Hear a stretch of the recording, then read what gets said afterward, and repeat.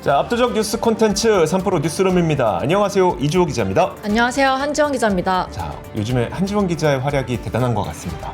너무 자주 나오는 다른 선배들이 너무 바쁘셔가지고 제가 계속 대타. 어제는 주호 선배 대타. 대타 아니에요. 아니, 한지원 기자 이제 뉴스룸 계속 하는 건데? 뭐 그런 거였어요? 이걸 대타로 생각해. 제가 이건 없는 사이에 이게 교육이 안 됐구만. 이거 잘못됐네. 자, 지금 제가 한지원 기자를 이렇게 막 면박을 주니까 막 구독자, 동시 접속자분들이 늘어나는 거 보니 네. 면박을 계속 줘야겠습니다. 자, 앞으로 열심히 하세요. 네, 알겠습니다. 자, 좋습니다. 오늘도 어떻게든 뭐 시장이 좀 끝나긴 끝났습니다. 그리고 오늘 가장 컸던 이슈는 아무래도 금리 인하가 네. 아니었을까 싶습니다. 일단 여러분들한테 먼저 질문을 드려보고 싶었는데 물론 우리나라 금리 인하가 미국의 금리 인하처럼 큰 관심을 받진 네. 않는 건 사실이기도 하고, 금리 인하와 함께 시장이 동반 상승하는, 그러니까 바로 직결돼서 상승하는 그런 일은 좀 덜 하긴 한데, 여러분들은 금리를 이번에 인하할 거라고 생각하셨습니까? 아니면 안 할 거라고 생각하셨습니까? 일단 인하할 거라고 생각하셨던 분들은 1번, 아니다, 동결할 것 같았는데? 라고 생각하셨던 분들은 0번 한번 눌러봐 주세요. 저는 그냥 여러분들의 그 기존 예상이 좀 궁금했습니다. 한지원 기자는 어땠었어요? 저는 근데 그래도 인하할 거라고 생각을 했었는데. 전 사실 개인적으로 이건 네. 동결이겠는데라고 생각을 많이 그래요? 했었거든요. 그 이유는 네. 뭐 너무 뻔하죠. 우리가 그동안 많이 했었던 외환 시장에 대한 우려감, 그다음에 이제 그 부동산 쏠림, 자금 쏠림과 그다음에 그 가계부채 급증에 대한 우려감, 이런 것들이 있었잖아요. 네. 대부분 1번이 꽤 많네. 거의 비슷한데요. 거의 네. 이거 여러분들 짜고 치시는 건가요? 거의 어떻게 0101이 이렇게 반복적으로 나오죠? 그러니까요. 거의 비슷비슷하셨군요. 네. 사실 저는 개인적으로 그래서 그 하는 총재가 워낙 지금까지 가계부채에 대한 문제점을 지속적으로 지적을 해왔기 때문에 이번엔 좀 금리를 인하하기 어렵겠구나라고 네. 생각을 생각을 해왔었는데, 실제로는 깜짝 금리 인하를 대낭을 하게 됐습니다. 일단 내용부터 전해드리도록 하죠. 네. 한국은행이 오늘 3.25%에서 3%로 25bp를 낮추게 됐죠. 그러니까 지난달에 25bp 낮춘 것에 이어서 두 번 연속 25bp씩 인하를 하게 된 겁니다. 이게 근데 하느니 중간에 동결처럼 쉬지 않고 연이어서 금리 인하를 한 거는 언제가 마지막이었냐면 2009년이 마지막이었다고 합니다. 그러니까 2009년 금융위기 이후 처음으로 연속적인 금리 인하를 한 거기 때문에 네. 그만큼 사실 경기의 내수가 참 부진하다라는 것을 보여줬다고 보면 될 것 같고요. 2008년 10월부터 2009년 2월까지 무려 6차례 연속으로 금리를 5.25에서 2%로 내린 이후 네. 연속 금리 인하는 거의 15년 만에 처음이라고 하면 되겠네요. 그 정도로 경기 부양이 굉장히 다급했다라고 보면 될 것 같습니다. 네네. 그렇기 때문에 연속 금리 인하를 했다고 보면 될 것 같고요. 자, 그러다 보니까 성장에 대한 전망치도 상당히 낮았습니다. 하느니 이날 수출 둔화, 내수 부진, 그리고 이 트럼프 2기 행정부의 리스크를 반영해서 올해와 내년 성장률 전망치도 각각 2.2% 에서 1.9%로 0.2%포인트를 낮춰 잡았습니다. 그리고 2026년 전망치는 1.8%로 더 낮춰 잡았습니다. 그러면 이게 무슨 의미냐? 우리나라의 잠재 성장률은 대략 2% 정도로 네. 하거든요. 네. 근데 2%도 안 된다. 그러니까 잠재 성장률도 못 미치는 성장률을 기록할 거다라고 한은에서 전망을 한 겁니다. 그만큼 굉장히 성장이 안 좋을 것으로 한은에서 보고 있다는 건데, 이게 그 잠재 성장률 2%가 어느 정도인데? 라고 물어볼 수 있잖아요.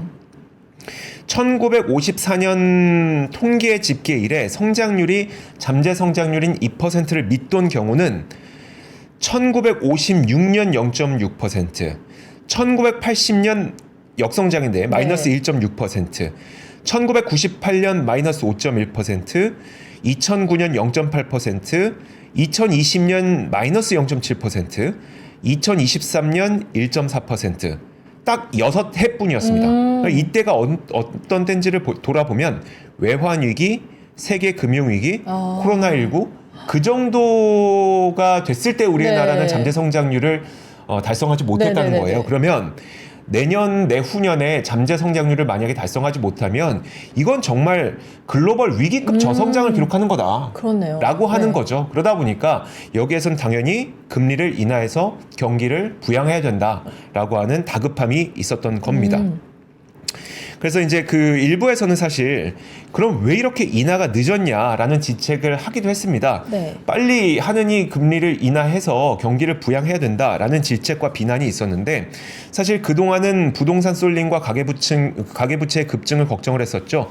그러다 보니까 제가 이 부분에서 제가 하는 말은 뭐냐면 네. 두 개의 사다리가 엇박자가 나면 결국 이런 현상이 발생할 수밖에 없다. 두 개의 사다리라고 하는 거는 통화정책과 재정정책이 있는데 사실 이게 통화정책은 한국은행에서 하는 거고 중앙은행에서 하는 거고 재정정책은 정부에서 하는 거. 네. 사실 이 두 개의 기관이 사실 독립성을 유지해야 되긴 하나 그래도 두 개의 박자가 엇박자가 나면 안 된다라는 이야기를 계속 말씀을 드렸었잖아요. 근데 지금처럼 엇박자가 나면 결국은 성장률은 떨어지는데 가계부채 늘어나는 거 못 막는 그런 현상이 발생할 수 있다는 거를 누차 말씀드렸던 거였었거든요. 네. 근데 그것을 이제 어떻게든 좀 막고자 하는 쪽에서는 이제 금리를 다급하게 인하했다라고 보면 될 것 같습니다. 네. 그래도 금리를 인하하게 되면 당연히 좋은 건 있습니다. 가계부채가 좀 줄어들 그리고 이자 부담이 경감될 가능성은 있는 거거든요. 이를 통해서 가계대출자의 이자 부담은 연간 약 6조 원가량 줄어들 것이라는 분석은 오늘 나오긴 했습니다. 국회 기획재정위 소속 더불어민주당 진성준 의원이 한은에서 받은 자료에 따르면 한은이 기준금리를 50bp 내리고 대출금리도 그만큼 하락한다고 가정하면 가계대출자주의 연간 이자 부담은 약 6조 원가량 줄어든다는 거고요. 가계대출자 1인당 연간 이자 부담액은 평균적으로 약 30만 6천 원 감소하는 것으로 분석했습니다. 그리고 여기서 취약차주의 경우에는 취약차주의 경우에는 이자 부담이 약 3천억 원으로 1인당 24만 원 줄어들 것으로 예상을 했고요. 네. 근데 이거는 앞서 말씀드렸던 것처럼 중앙은행이 기준금리를 50bp 내렸으니 그러면 우리가 은행 대출금리도 50bp 내려갈 거야 라는 가정을 한 건데 반면 지금은 좀 그런 상황은 아닌 거 누구나 뻔히 알고 네네네. 있죠.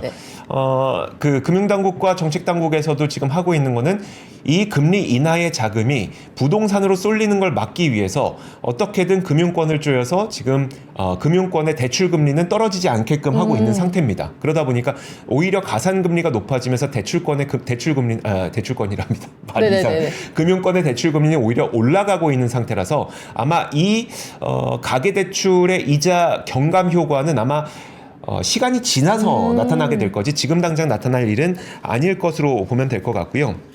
또 한 가지가 이번에 얼마나 이 금리 인하하기까지 어려웠는지를 보여주는 증거도 있었습니다. 네.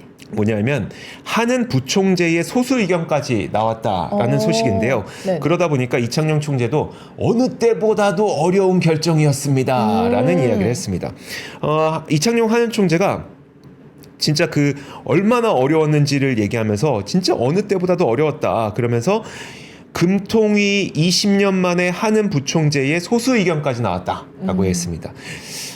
사실 이번에 보면은 이창용 총재를 제외한 6명의 금통위원 가운데 4명이 기준금리 인하가 적절하다는 의견을 냈고 나머지 2명은 기준금리를 동결하는 게 바람직하다라고 했는데 그 소수 의견, 동결하는 게 바람직하다고 했던 소수 의견 2명 가운데 1명이 유상대 한은 부총재였다는 겁니다. 사실 이 한은 부총재가 내는 의견은 하는 집행부의 의견으로 좀 비치는 경향이 있기 때문에 부총재가 동결 의견을 내놨다고? 야 그럼 집행부는 그 동결을 원했다는 거 아니야? 라는 의견으로 받아들일 가능성은 있거든요. 다만 이 부분에 대해서 이창용 총재도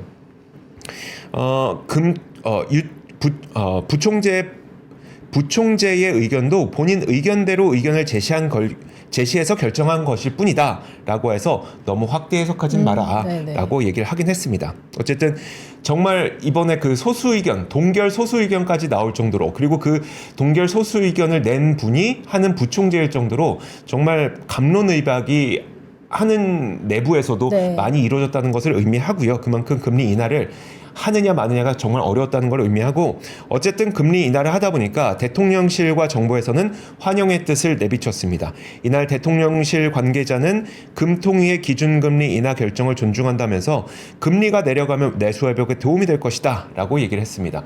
근데 우리가 한 가지 좀 걱정스러웠던 네. 부분은 또 뭐였었냐면 외환시장 괜찮습니까? 아, 그렇죠. 그거였단 네네. 말이에요. 지금 우리나라가 금리를 인하하고 물론 미국의 금리도 인하할 가능성이 높게 점쳐지고 있긴 합니다만 어쩌면 미국에서 금리 인하를 안 하면 어떡하지? 그렇죠. 근데 여기서 우리나라만 금리 인하해버리면 당연히 돈이라고 하는 것은 더 나은 더 나은 이자를 주는 곳에 찾아가다 보니까 사실 그뿐만이 아니죠. 네. 요즘에 그 국장 탈출은 뭐 지능순이라는 뭐 맞아요. 밈이 돌고 할 정도로 맞아요. 우리 모두 지금 미국 시장에 투자하고 네. 있잖아요. 그러면 그만큼 달러에 대한 수요가 많다는 건데 이게 금리를 차치하고라도 달러 수요는 굉장히 많은데 거기다 금리까지 인하해버리면 우리나라 원화 가치 너무 떨어지는 거 아닙니까라는 우려감이 존재할 수밖에 없거든요. 이 부분에 대해서도 이 총재는 그렇게 우려할 만한 상황 아니다. 환율 변동성을 관리할 만한 외환 보유고는 충분하고 국민연금과의 외환 스와프 액수를 상당한 정도로 늘려놔서 연장하는 것도 논의하고 있다. 그래서 외환 시장의 안정성은 충분히 우리가 가지고 있기 때문에 그걸 걱정할 금리 인하는 아니다라고 얘기하는 만큼 외환 시장의 어떤 그 급격한 원화 약세 이런 것들은 우리가 걱정하지 않아도 된다고 얘기했지만 여러분들도 알고 저희도 알고 모든 사람들이 지금 다 느끼고 있는 게 우리가 지금 당장 어디에 투자해야 되지? 라고 생각했을 때는 당연히 미국 시장을 네네. 떠올릴 수밖에 없잖아요. 그럼 당연히 그럼 거기에서 달러에 대한 수요가 높아지는 건 너무나도 당연한 거고 그럼 달러에 대한 수요가 높아질수록 원화 가치가 좀 다소 약세를 기록할 수 있는 건 너무나도 당연하다 보니까 네. 금리를 차치하고라도 원화 가치가 떨어지는 현상은 좀 지속되고 있는 것 같습니다. 네, 맞습니다. 제가 이어서 그래서 한국은행 소식을 좀 전달해 드리려고 하거든요. 지금 국내 향후 수출 증가세가 좀 둔화되고 있다는 전망이 계속 나오고 있는데요. 네. 중국의 시장 점유율 확대와 이제 미국의 보호무역 강화 때문입니다.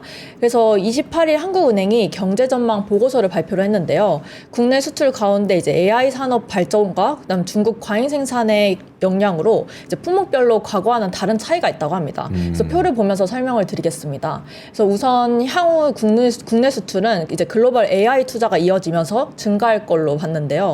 중국의 이제 자금률이나 기술 경쟁력 제고와 이제 시장 점유율 확대, 또 미국의 보호무역 강화로 이제 증가세가 좀 둔화될 거라고 전망을 한 겁니다. 네. 그래서 또 글로벌 반도체 산업이 AI 투자와 이제 확대가 되면 그 영향으로 고성능 제품 HBM 위주로 이제 빠르게 재편이 될 거잖아요. 네. 그러면서 이제 한국의 반도체 수출도 늘어날 걸로 예상을 했습니다. 특히 AI 기능을 이제 탑재한 뭐 PC나 스마트폰 등 이제 IT 기기가 확산되면 한국 반도체 수출 상방 압력이 좀 나타날 수 있다고 이렇게 분석을 했고요. 네. 또 중국의 대한국 수입 의존도가 떨어지는 추세잖아요. 네. 그래서 이제 또 트럼프 2기 행정부 출범도 한국 수출의 부정적인 요인으로 꼽히고 있고 또 미국이 중국에 고율 관세를 부과하면 중국의 대미국 수출이 좀 줄고 또 이 때문에 한국의 대중국 수출도 부정적인 영향을 받을 걸로 예상이 됩니다. 네. 그래서 우리나라의 대미국 무역 수지 흑자 규모가 올해 500억 달러를 넘을 걸로 예상이 되거든요. 네. 그래서 한국에 대한 미국의 통상 압력 자체도 커질 가능성이 있고요. 사실 이렇게 걱정하는 부분에 대해서는 이미 일어나고 있는 일인데요. 네. 한국경제인협회가 이제 한국과 중국의 첨단 산업 수출입 데이터와 이제 첨단 기업 재무 데이터를 분석한 결과를 이제 오늘 발표를 했는데, 혹시 이게 그겁니까? 네, 네네, 맞습니다. 이 다음 표를 한번 봐주시면, 다음 표 한번 네, 볼까요? 다음 네. 표를 봐주시면은 이게 그 한경협이 첨단 산업에 한정해서 이제 수출 경쟁력의 지표가 되는 무역 특화 지수를 산출을 한 겁니다. 그래서 표를 보면은 올해 1월부터 8월 기준 한국이 25.6, 그다음에 중국은 27.8로 나타났습니다. 이게 뭘 나타내는 거죠? 이게 무역 특화 지수라고 네. 그 수출 경쟁력에 좀 지표가 되는 거를 산출을 했다고 해요. 네. 근데 이제 중국의 첨단 산업 무역 특화 지수는 10년 전인 2014년과 비교했을 때 그 16포인트 상승을 했거든요. 네. 그런데 이제 한마디로 첨단 산업의 수출 경쟁력이 중국은 상승했고 반대로 같은 기간 한국은 4.3포인트 하락을 했다는 겁니다. 네. 특히 이제 중국은 전기와 기계에서 이제 한국보다 수출 경쟁력이 높은 걸로 집계가 됐고요. 네. 전기와 이제 모빌리티 산업에서 한국은 2014년 대비 이제 각각 두 자릿수 하락을 했다고 합니다. 그래서 중국은 반면 이제 두 자릿수 상승을 했고요. 당연히 그에 대한 이유가 있는데 네. 그게 바로 이제 양국 기업의 재무제표를 다음 표를 봐주시면 네. 이게 지난해 한국 첨단 기업이 이제 연구개발비에 약 510억 4천만 달러를 지출했습니다. 근데 이제 매출액 대비 연구개발비 비중이 3.5%인데요. 같은 해 이제 중국 첨단 기업의 연구개발비가 2,050억 8천만 달러입니다. 그래서 한국의 약 4배 규모이고요. 연구개발비 증가율을 보면 이제 한국은 2013년 대비 5.7%를 기록을 했는데 연평균 5.7% 늘어났다는 거네요. 네. 근데 중국은 연평균 18.2%를 기록했습니다. 그래서 한국의 3배 정도 수준이고요. 한국이 이제 글로벌 경쟁에서 좀 우위를 확보하기 위해서는 현 수준보다 당연히 더 투자 규모를 확대해야 될 걸로 보이고요. 또 적극적으로 R&D가 투자가 될 수 있도록 다방면의 지원이 좀 필요하다는 업계 의견이 많습니다. 네. 그래서 이상호 한경협 경제산업본부장은 한국 기업으로서는 이제 중국 기업과 좀 비슷한 호흡으로 뛰어도 규모 자체가 작기 때문에 첨단 산업에서는 경쟁이 좀 불리할 수밖에 없다고 이제 말을 했고요. 또 중국에 이렇게 밀리지 않기 위해서는 뭐 세액공제나 뭐 투자 보조금 지원 같은 다양한 인프라 구축이 필요하다고 말을 했습니다.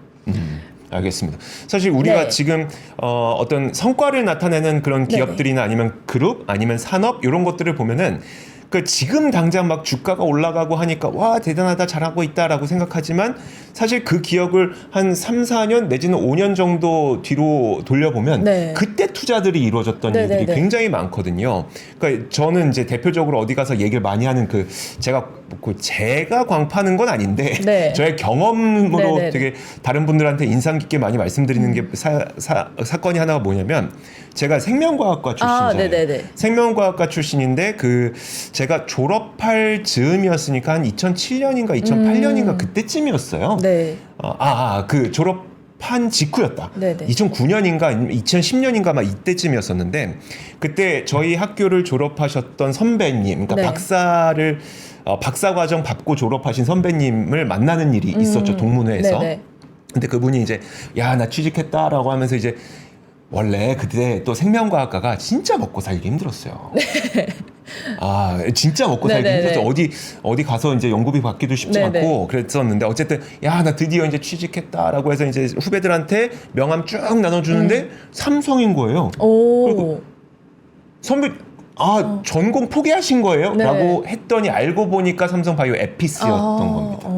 그게 이제 삼성바이오로직스 네네네. 지금 자회사인 거죠. 그러니까 그런 식으로 과거에 일어났던 투자가 현재 보여주는 그런 일들이 되게 많은데 사실 요즘에 우리가 걱정하는 것들은 다른 게 아니라 요즘에 우리나라가 국내 기업에 대해서 걱정하는 것들을 보면 뭐냐면 네. 다른 게 아니라 그럼 지금 이들이 어디에 투자하고 있지가 명확하지 않다는 측면인 것 같아요. 그렇죠. 불과 네. 작년까지만 하더라도 저는 되게 놀랐었던 게 삼성전자에서 디스플레이에다가 4조 원을 그냥 뻥 때려 넣겠다고 했던 그런 이야기들. 네네. 근데 그걸 알고 보니까 3년 후, 4년 후에 있을 그 애플의 아이패드와 맥북에 넣기 위해서였구나라는 걸 이제 나중에 알게 되는 것처럼 뭔가 지금 투자하는 것들이 3년 후, 4년 후에 어떤 결과를 가져오는 것을 네. 우리는 기대하고 있는데 지금 기업들이 어디 투자하고 있지?가 지금 막막한 거죠. 맞아요. 그러다 보니까 진짜 한국에 계속 있어도 되나? 라는 생각을 많은 분들이 하게 되는 것 같고 그런 부분들이 참 아쉽다라는 생각이 오늘 보여주셨던 이런 네. 자료에서도 좀 나타나게 되는 것 같습니다.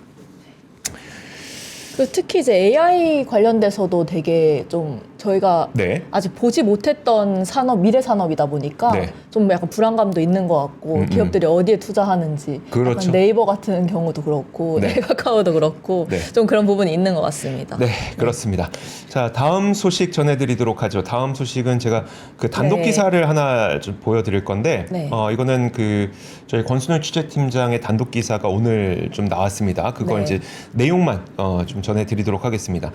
일단 그 사모펀드 MBK가 고려 아연에 투자한다는 명분으로 이 고려 아연의 내부 비밀 정보를 획득한 이후에 네. 그거를 이제 경영권 확보를 위해서 장영진 고문 쪽으로 가서 사용한 거 아니냐라는 의혹이 제기됐다는 내용의 기사입니다.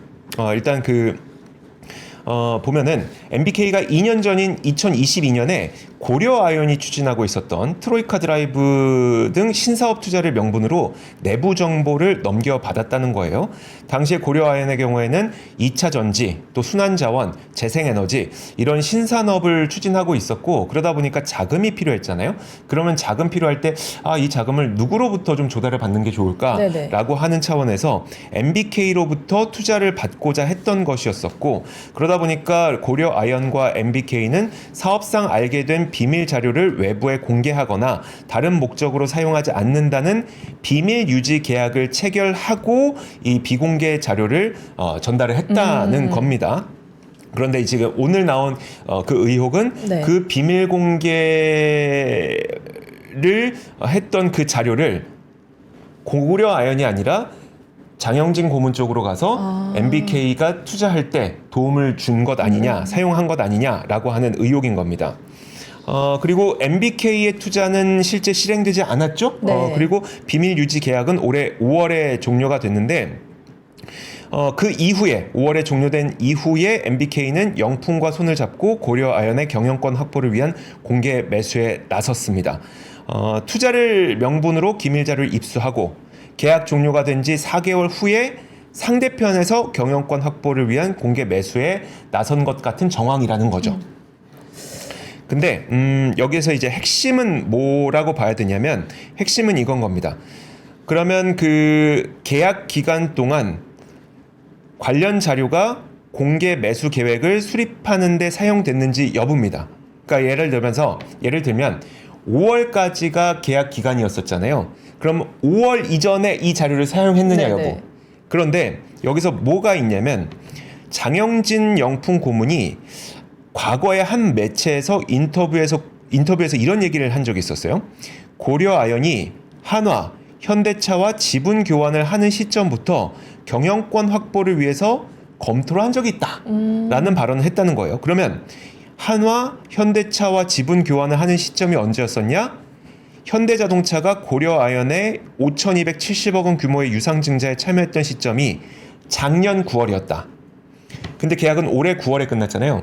올해 5월에 끝났잖아요. 네. 올해 9월보다 대략 7개월 전인 작년 9월에 현대차가 고려아연의 유상증자에 참여했는데 그럼 그때부터 이 그 공개 매수를 고려했던 것 아닙니까? 그러면 계약했던 5월 이전에 비밀 유지 계약이 유효한 기간이었는데 그때부터 공개 매수를 고려한 거니 그러면은 이 자료를 위반한 것 아닙니까? 네. 라고 하는 주장이 이번에 그 단독 기사로 좀 나온 거고요. 이 부분에 대해서 이제 그 MBK 측에 연락을 했더니 MBK 측에서는 비밀 유지 계약에 대해서 이야기하는 것 자체가 불법이라면서 이걸 확인해 줄 수는 없다라는 반응을 받았습니다. 네네. 일단 단독 보도이기 때문에 이것도 사실 확인이 추가적으로 이루어져야겠습니다.만 이 정도의 지금 의혹이 좀 제기되고 있는 상황이다라고 보시면 될 것 같습니다. 네. 네. 다음 뉴스 제가 네. 준비했는데요. 그 롯데그룹이 오는 28일 이제 적자 계열사를 중심으로 인사를 단행을 했습니다. 그래서 최근 2년간 12월 초중순에 인사를 낸 것과 좀 비교를 하면은 좀 빠르게 인사가 확정이 된 건데요. 유동성 위기설을 이제 안정화시킨다는 전략으로 보입니다. 그래서 오늘 나온 2025년 정기 임원 인사에서는 최고 경영자 21명을 교체를 했고요. 네. 이 숫자는 이제 전체 임원의 36%가 교체되는 역대 최대 규모입니다. 그래서 임원 규모는 이제 지난해 말 대비 13% 축소가 됐고요. 코로나 시기인 지난 2021년 임원 인사보다 더 큰 폭이라고 합니다. 그래서 교체한 배경으로는 모두 알다시피 이제 최근 유통화학 주요 계열사 실적 부진에 이제 유동성 위기설이 계속 나왔기 때문인데요. 이제 그룹 안팎의 이제 불안감이 커지자 이제 신동빈 회장이 결단을 내린 걸로 보입니다. 네. 특히 이제 핵심 계열사죠. 그 롯데케미칼이 좀 대표적인데요. 올해 1에서 3분기 롯데케미칼 누적 영업 손실이 6,600억 원에 이릅니다. 그래서 글로벌 공급 과잉 이후로 석유 산업 그 화학 산업에 이제 구조적 위기가 좀 봉착한 걸로 보이는데 네. 이미 작년 연간 손실 규모인 3,477억 원을 뛰어넘었고요. 그리고 이에 실적이 이제 부진한 롯데 화학군이 총 13명 CEO 중에 10명을 교체를 했습니다. 그렇겠네요. 네네. 가장 강력한 인사 조정을 해야 될 부분이 화학 부분이니까요. 네네. 네. 그래서 약 30% 달하는 이제 롯데 화학군 임원들도 퇴임을 하고요. 특히 이제 60대 이상 임원의 80%가 격려 일선에서 물러났습니다. 네. 그래서 이번 인사에서 사진 잠깐 띄워주시면은 좀 젊은 리더십을 구축하기도 했는데요. 70년대생 CEO를 대거 이제 내정을 해서 좀 능력과 성과 중심으로 CEO를 배치하겠다고 말했습니다. 그래서 이번에 신임된 이제 CEO 가운데 12명이 1970년대생이고 이 와중에 이제 롯데가 3세라고 하는 이제 신유열 전무가 이제 부사장으로 승진하면서 이제 경영 전면에 내세웠습니다. 그래서 이제 좀 이런 위기 속에서 3세 승계를 이제 좀 속도감 있게 추진하는 게 아니냐 이런 의지도 이제 해석이 되고요. 네, 잠깐 말 끊어서 네네네네. 죄송한데 네. 그 선택장애님께서 오늘 네. 금리 인하는 롯데 때문인 것 같은데요.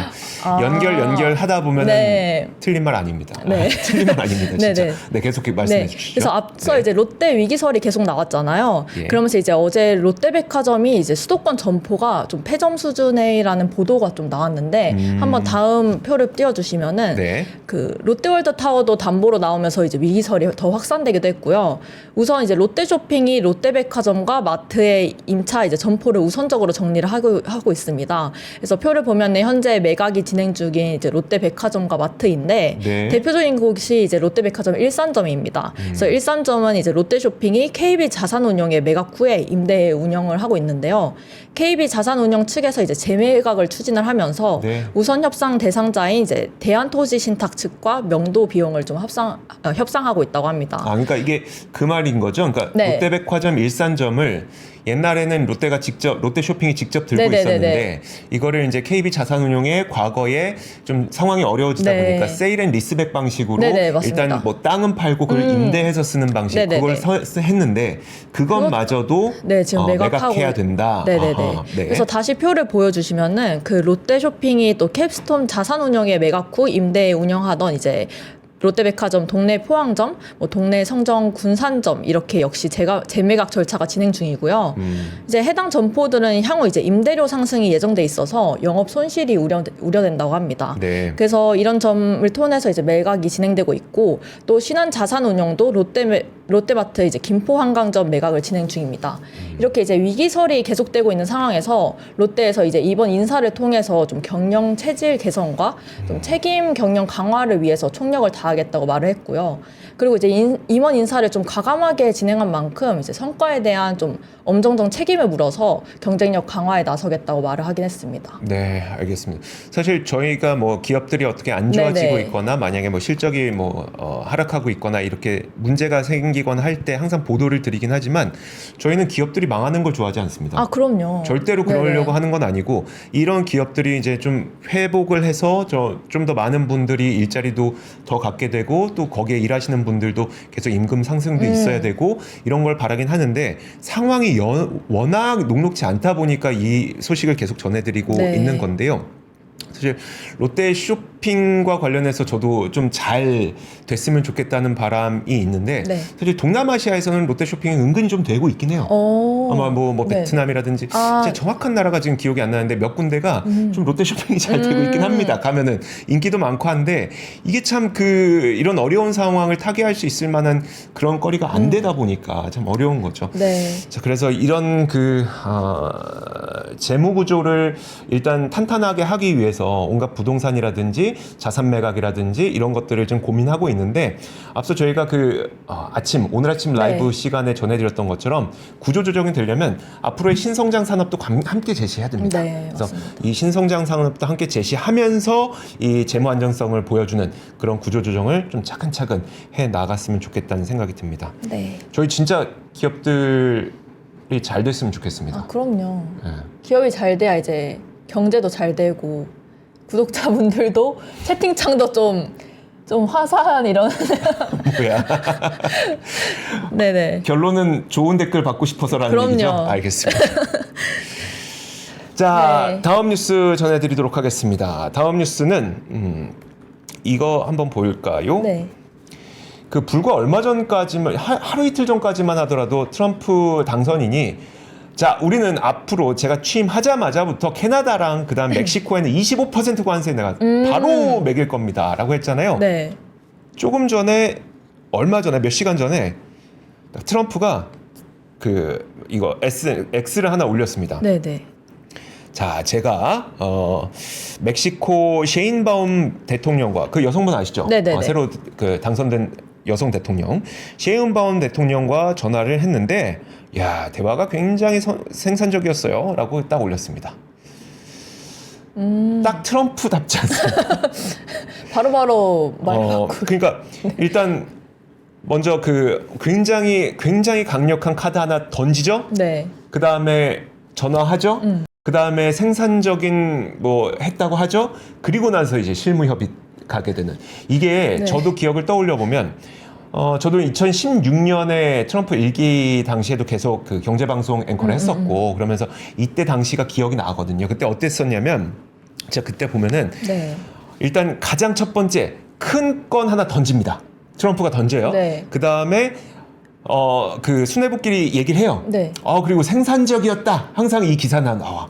그 다음 그 결과에 대해서 정확하게 안 나옵니다. 그럼 이게 그래서 됐다는 거야, 안 됐다는 거야. 그래서 관세를 물린다는 거, 안 물린다는 거에 대한 결과물이 네. 제대로 안 나와요. 그리고 그 물 밑에서 뭔가의 협상이 이루어지고 나서 얼추 나중에 조정된 게 나중에 나옵니다. 그러면 이때는 어떤 시기냐면 항상 불확실해요. 제 기억엔 그랬었거든요. 네네. 2016년, 2017년 그때 트럼프가 딱 1기 행정부 당시에는 항상 그랬었거든요. 네. 이번에도 마찬가지지 않을까라는 생각이 듭니다. 어쨌든 오늘은 어떤 얘기가 나오냐면 일단 그러니까 트럼프가 밝힌 이 대화 내용에 대해서는 방금 클로디아 셰인바움 멕시코 새 대통령과 멋진 대화를 나눴고 셰인바움 대통령은 멕시코를 통해서 미국으로 들어오는 불법 이민을 중단하고 우리 남부 국경을 효과적으로 폐쇄하는 데 동의했다라고 밝혔고 우리는 또 미국으로의 대규모 마약 유입과 미국에서의 이 마약 소비를 막기 위해 무엇을 할 수 있을지에 대해서도 얘기했다. 굉장히 생산적인 대화였다라고 얘기를 했습니다.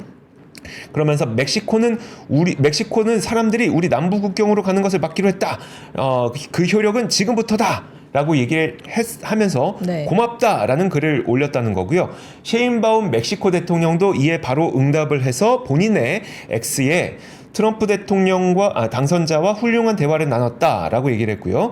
우리는 이주 현상에 대한 멕시코의 전략에 대해서 논의했고 나는 멕시코 내에서 이 문제가 다뤄지게 있기 때문에 카라반이 더는 ม็xi코 북쪽 국경에 도달하지 않을 수 있다고 설명했다. 카라반이 이제 멕시코 이민자들이 북쪽에 있는 미국으로 향하는 네. 그 이주민 행렬을 얘기하는 거거든요. 네네. 더 이상 가지 않도록 얘기했다라고 설명했다는 겁니다. 대신 그러면 이렇게 설명을 했으면 우리가 기대하는 건 그럼 멕시코 관세 어떻게 되는데? 네. 이 부분은 얘기 안 합니다. 거의 이 정도면 안 한다는. 아니에요. 그것도 아니에요? 아니에요.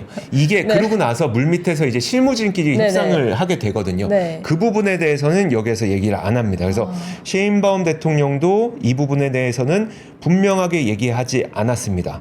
뜨거운 감정 이 관세 문제에 대해서는 어떤 대화를 나눴는지 언급하지 않았습니다. 그래서 생산적인 대화가 이루어졌다고는 하지만 이 관세 문제를 진짜 해소할 수 있을 것인지에 대해서는 확인되지 않았다고 보시면 될 것 같고요. 앞서 말씀드렸던 것처럼 제 기억으로는 그렇습니다.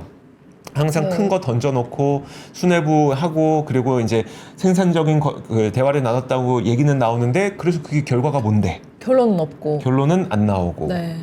지금 댓글창에 주식할 때 필수품이 SNS라고. 맞아요. 근데 1차 네. 때는 그나마 좀 단순했던 게 네. 그 당시엔 트위터였었죠. 아, 트위터만 그렇죠. 보면 네네. 됐었어요. 근데 이제는 트위터와 그 소셜 트루스, 네. 그 트럼프 당선인이 소유하고 있는 그 네네네. SNS 둘 다 봐야 됩니다. 더 복잡해졌죠.